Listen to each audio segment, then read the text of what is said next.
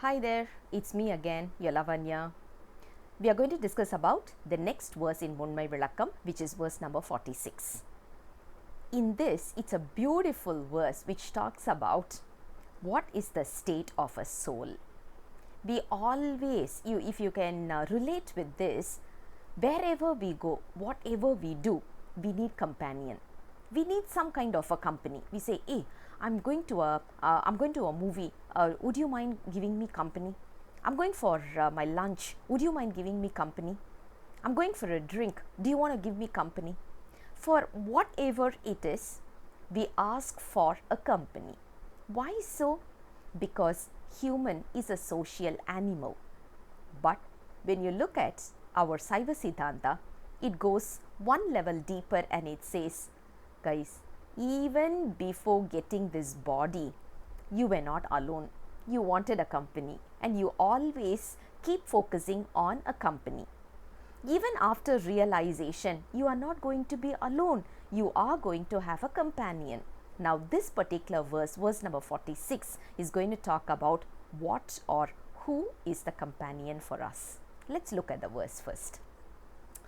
தத்துவங்கள் எல்லாம் சகசமாய் ஆன்மாவின் பெத்தத்தில் நிற்கின்ற பெற்றி போல் முத்திதனில் சித்தமலம் அற்றார் செறிந்திடுவர் என்று மறை சத்தியமாய் ஓதியிடும் தான்.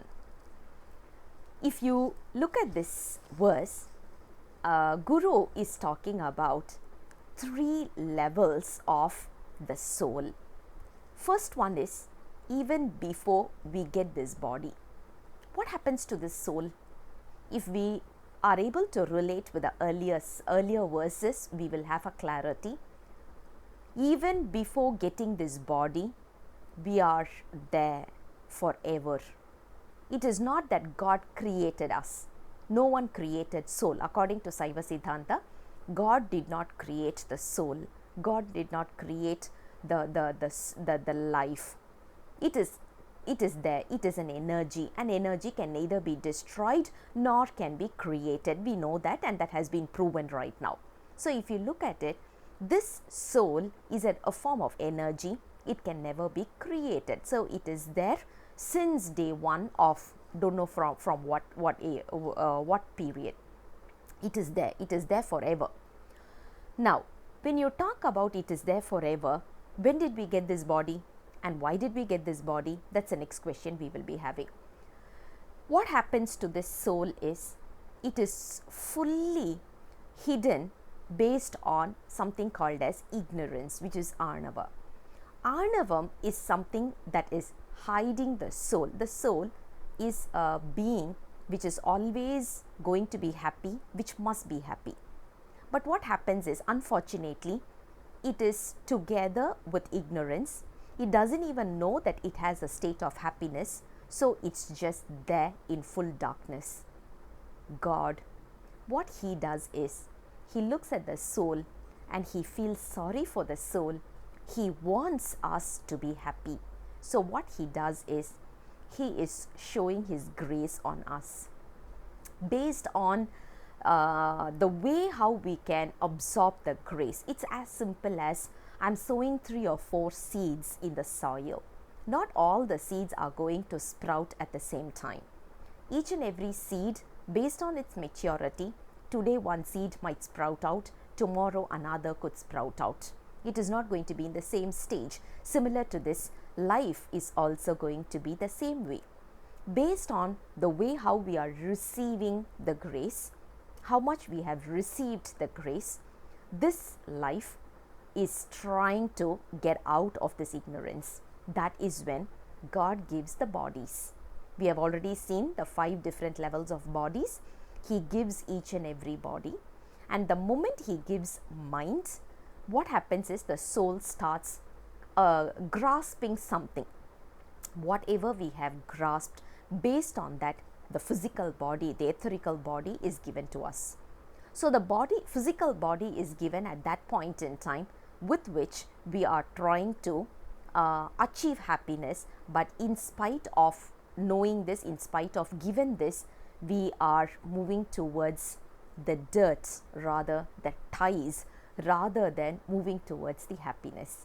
And that leads us to rebirth and so on and so forth, and we get into a vicious cycle. Now, once we want to break that, that is where we start even thinking about the concept of realization. That is where God comes and He gives us this realization. Now, there are 3 states or levels of achievement for this soul.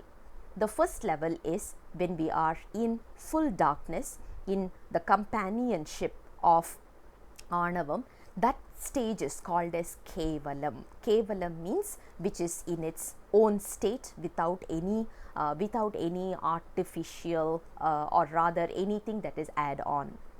So from a Kevalam state, we get into something called as Sagalam. Sagalam is the birth that we are taking. And who is our companion? What is our companion when we are taking this birth? Of course, the 36th Tattvam.